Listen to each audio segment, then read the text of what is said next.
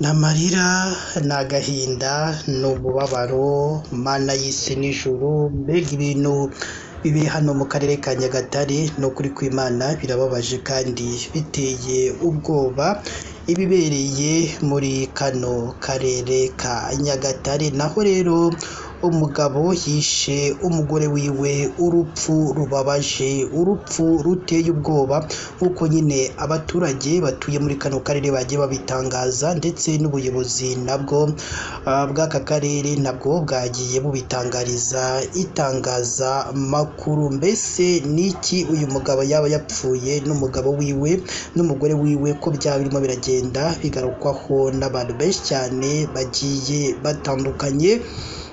Reka rero dutangire n'amakuru yacu ababaje kandi ateye agahinda. Naho rero umugabo witwa Nyiragutabara Jean wo mu mudugudu wa Rukuri akagari ka Kabeza umurenge wa Rwimiyaga wo mu karere ka Nyagatare wari umaze iminsi mike afunguwe, kuri ubu ngubu rero arakekwaho icyaha cyo kwica umugore wiwe noneho yarangiza gukora ayo mahano ateye ubwoba ubundi agahita acika inzego z'umutekano. Ni umugabo rero uri mu kigero cy'imyaka 60 yari amavuko, yari amaze igihe gito avuye muri gereza aho yari yarafunzwe imyaka 2 akekwaho icyaha cyo gufata ku ngufu.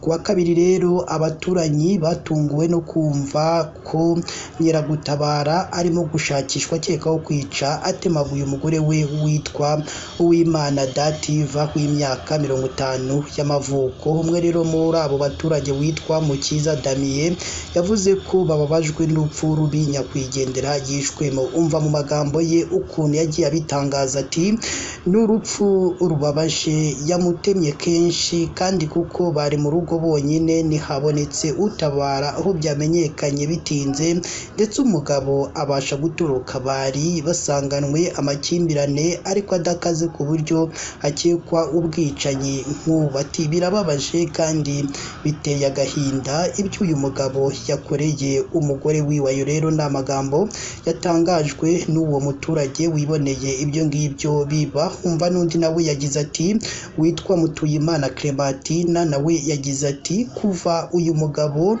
yafungurwa yakoraga akazi ko gucuruza inzoga, icyo bavuga ni uko yakoze amahano aho namenye niba yari yasinze cyangwa yari muzima. Turasaba ko inzego zimukurikirana agafatwa akaryozwa ayo mabi yakoze. Ni inkuru rero ikomeje kugenda ibabaza abantu benshi cyane bagiye batandukanye bose. Ni inkuru kandi yanemejwe n'ubuyobozi bw'akarere ka Nyagatare busaba abaturage kwirinda ibikorwa bibi bivutsa abandi ubuzima. Umuyobozi wungirije w'akarere ka Nyagatare ushinzwe iterambere ry'ubukungu witwa Matsiko Gonzage agira ati tumaze iminsi twumva abantu bica abandi hirya no hino mu mirenge igiye itandukanye igize kano karere kacu ka Nyagatare. Hari ibiheruka kuba Katabagemu aho uwishe umuntu yashatse no kurwanya inzego z'umutekano ubundi araraswa. Hari n'ibindi byo muri Rwimiyaga nibyo kugaya kandi abaturage barasabwa kwitandukanya nabyo bakumira kandi barwanye amakimbirane. Akomeza avuga ko kubungabunga umutekano wa buri wese bireba buri muturage bidakwiye guharirwa umuyobozi gusa. Ati nidufatanya aho dukeka ibibazo tugatanga amakuru ku gihe abafitanye ibibazo tukabegera bakaganirizwa bizadufasha kugira ngo imiryango izira ubwicanyi bwa hato na hato. Mu gihe inzego z'umutekano zikomeje gushakisha ukekwaho ubu bwicanyi, umurambo wa nyakwigendera wo wajyanwe mu bitaro bya Nyagatare kugira ngo ukorerwe isuzuma. N'amakuru akomeje kugenda babaza abantu benshi cyane bagiye batandukanye rero bose bo hirya no hino mu gihugu cyacu cy'u Rwanda, aho bose nyine barimo baragenda bavuga ko uyu mugabo agomba gushakishwa paka abonetse kandi ko bizeye inzego z'umutekano kuko